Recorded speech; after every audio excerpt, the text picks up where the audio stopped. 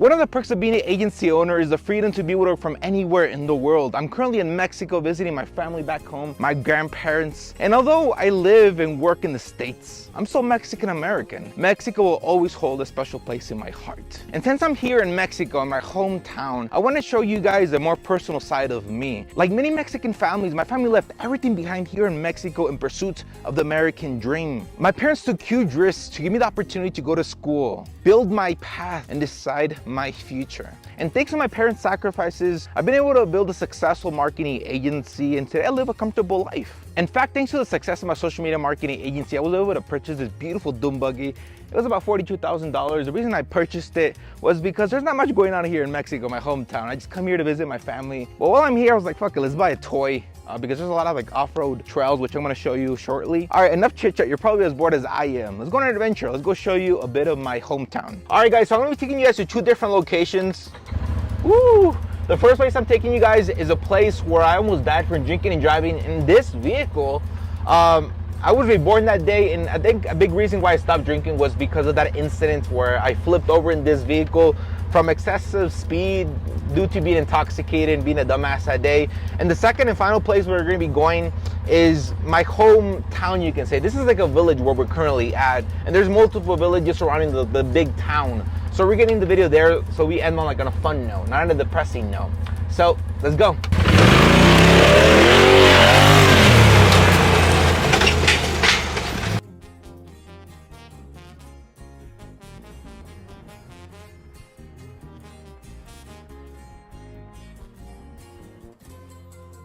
All right, we're currently in a place called Huascato. There's a massive lake right here in the background. I used to come here to fuck around back in my days when I was a lustful little boy. I will say, I think it was the girls. They were just lustful for my body and they were seducing me. But yeah, I used to bring girls here just to go picnics. And this is a very important place because this is where I actually was drinking the day I was fucked up and I flipped.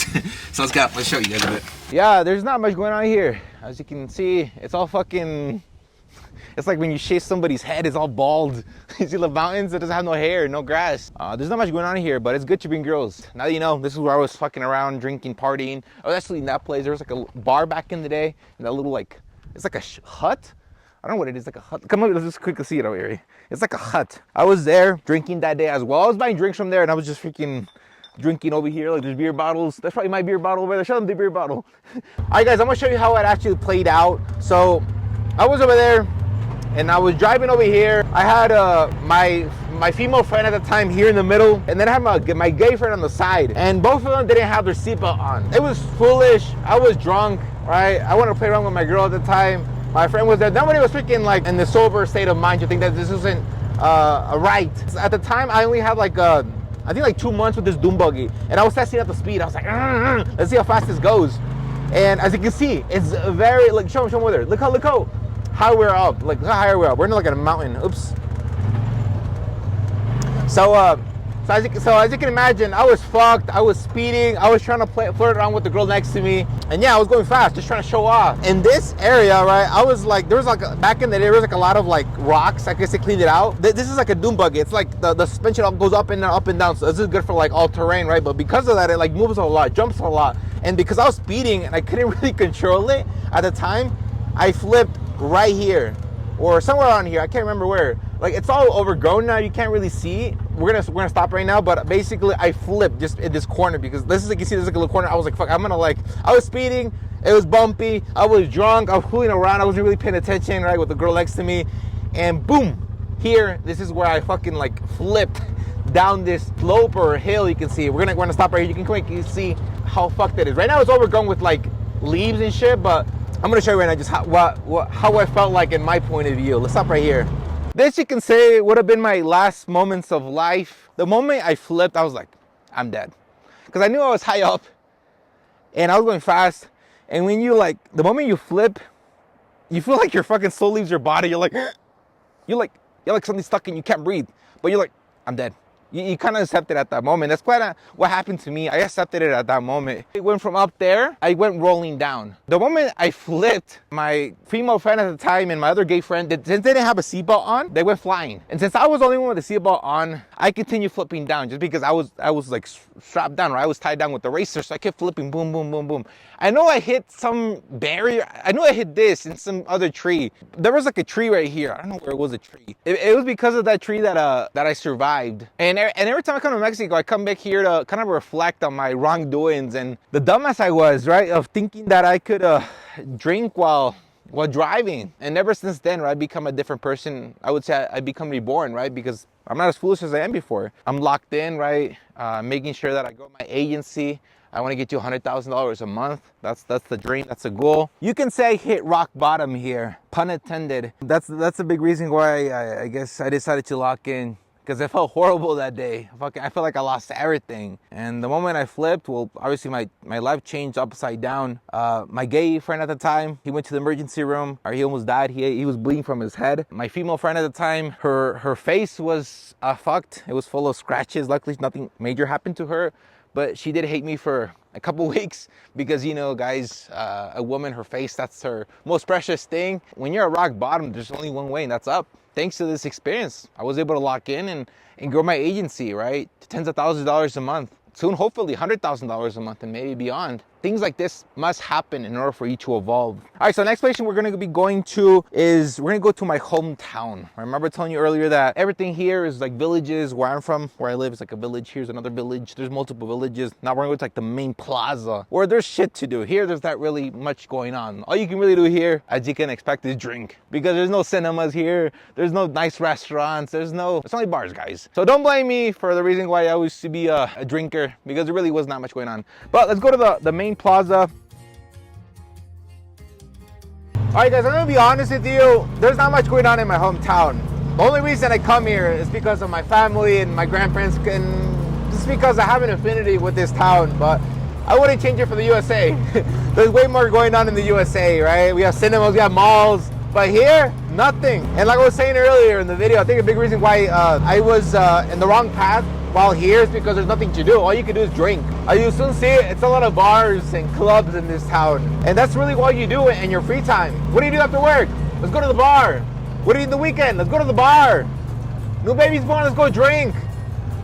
You're hungover, let's go drink. Right? That's literally all you do in this place. And another thing with this town, sadly, is that the government really isn't in power. There's a lot of people behind the scenes. The underworld does it, in charge of a lot of Mexican towns like this one. Drug moves through here. A lot of hitmen move these streets, control these streets. You really can't trust the police officers. You really can't trust the government. Because really the people in power is the underworld here. And because the underworld's in power, well, when things go wrong, when things go south, you just don't know who to go to anymore. This is the local government right here. I'm gonna tell you the fun fact. My first marketing agency that I ever built was here in Mexico. I helped my local government promote like their festivities, like local events. I also have local restaurants here, local clubs, local bars with like digital advertising, digital, like social media. So that was my first ever marketing agency. I did shut down that marketing agency just because I wasn't earning a lot of money. We're talking about Mexico here, guys. The standards of living here are like fucking like 500 USD a month, right? People don't earn a lot here. Because of that, I couldn't charge a lot. So my first marketing agency, although it was mildly successful, I had to shut it down just because I'm American. Why the fuck am I gonna earn pesos when I can dollars? So I shut that one down, and I created one in the USA, which is a marketing agency, helps furniture stores, mattress stores, appliance stores, currently making more sales with digital advertising in Facebook and Instagram. All right, guys, currently at a bar. So refreshing. I know what you guys are thinking. Raul, didn't you say you stopped drinking? I did for a couple minutes, but there's nothing to do here. I'm just joking with you guys. This is a virgin, it's called michelada. It usually has like a Corona or Victoria beer. They mix it with a bit of a tomato juice and all this thing on top. I used to drink this a lot. We used to drink a lot back in my days, but now I drink it but virgin style. I guess the reason I liked it was because of the taste. Luckily, they have 0% alcohol. I make sure it's 0.0 because some alcohol is 0.5. I make sure it's 0.00, right? The ones that have no no alcohol. So don't think I'm drinking, guys. I'm just here. You know, the thing about this country, and I guess this town in particular, is that, like I was saying earlier, sadly, well, it's run by like the underworld. It's just very difficult to like make a living here or like construct something for yourself because there's a lot of jealousy. Let's say you create an empire here. What happens? Well, the underworld starts to kick in and they start asking for like protection fees and they start imposing their own taxes. Even though they're not a legitimate organization, the underworld here, they still have their ways, and it's just very scary here because they have weapons. And as a Mexican here, it's really hard to get a weapon. Like in America, you can go easily get a gun, but here it's complicated, the process. So that's the reason why the underworld rules on fear. It's because people can't easily get a weapon. It's illegal to have a gun here because if you have a gun, you're associated with those type of people, like bandits, right? That's like the sad reality with a lot of Mexicans, right? The big reason why we go to America, or a lot of Latin American people, the reason they go to America to seek for the American dream is because America, the good thing about it, although sometimes fucking I hate it when they take so much of my taxes out from what I earn, but it's a safe country, right? That I can trust the police, I can trust the government.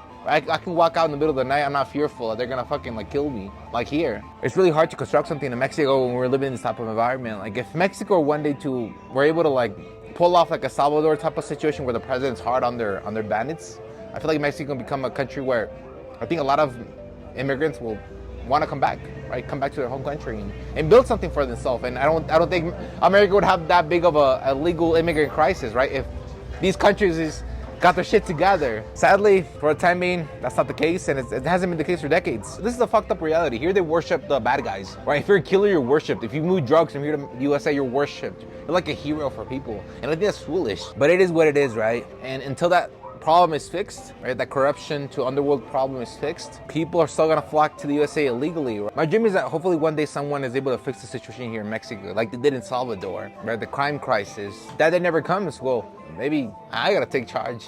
Maybe this thing's fucking me up, guys. Even if it's 0% alcohol, maybe I'm becoming delusional right now. You never know. Now look, if you're an agency owner or aspiring to become an agency owner, you're right, you want to live that digital nomad lifestyle, I will tell you this. It's not easy, all right? I make it look easy now, right? I'm enjoying a beautiful virgin michelada, right, on a Tuesday morning. I really don't know why I went to the bar Tuesday morning, but it's no alcohol, guys. I'm a changed man. But you might think that it's easy, right? Oh, I'm gonna build an agency. Or, oh, he grows his agency. I think it's easy. No, it's not easy, guys. It took a lot of blood, sweat, and tears. Literally, there was times where I wanted to take my hair out and I started bleeding, and it wasn't easy to get here. There was a lot of ups, a lot of downs. That's life, right? That's what it is when you build a business. So I don't want you to be distracted by this lifestyle. I'm only here for a couple days. It's not like I live here. I'm only here for the holidays. After a couple of days, I'm gonna go back to my office in rural Iowa, in the middle of the USA. There's not much going on over there. The reason I'm there is because I'm locked in there. I know if I live here, I'm gonna start distracting myself with like things I shouldn't be doing, like going to the bar on a Tuesday morning. But guys, I'm on vacation right now. But I want to remind you guys that being an agency owner isn't easy as it looks. Right, I'm telling you the reality of it. But the good thing about being an agency owner is that you can control your destiny. Luckily, my parents took that risk, gave me the opportunity to go to USA. Right, they found their American dream. I found my American dream in the form of building my marketing agency. With my marketing agency, I get freedom to decide what I want with life. Building an agency is not about the money, really. It's about deciding your future, deciding where you want to be, who you want to be. The money's nice, but one thing is the freedom that comes being an agency owner, being able to work from anywhere in the world. I'm not gonna lie to you guys, I feel sexy as fuck today. One downfall of being too handsome is that I'm always getting stopped. They're always telling me, oh, you're so handsome. So there's a reason why it's hard to make videos here in this town. I'm probably the most handsome guy in this town. Probably if I did a competition, I'd probably be like the top one, competition 101, right? Guys, I'm 6 foot, I have blue eyes, I'm light skinned. I have American papers. Secret, if you're American, you come to this place, all the girls, they throw your patties at you. This is the reason I'm not here, guys. Too many vices, too many distractions. Here's only good for vacation, guys. Here's only good for vacation. And now we're in front of this church, right? I gotta go repent. I gotta repent because I fucked up. It's a Tuesday morning, I'm drinking a fucking michelada. It doesn't have alcohol, I'm fucking up. I'm going back to my old ways. I gotta go repent and ask God for forgiveness. Luckily, I'm only here for a couple more days. Like I said, I'm gonna come here to visit my family, my grandma, my grandpa. I never get to see them because they live here. But only here for a couple more days. Although I could live here if I wanted to, you guys know the reason why I don't, right? Women are too lustful. They love my body, love my face. She probably fell in love with me as well. I drink too much. There's nothing like living in the USA. Rural USA. Iowa, my home base. Hey guys, only a couple minutes in the video, I'm already fucking up. Don't forget to like, subscribe, and comment. Let me know guys where you guys are working from. Where's your home base if you're an agency owner?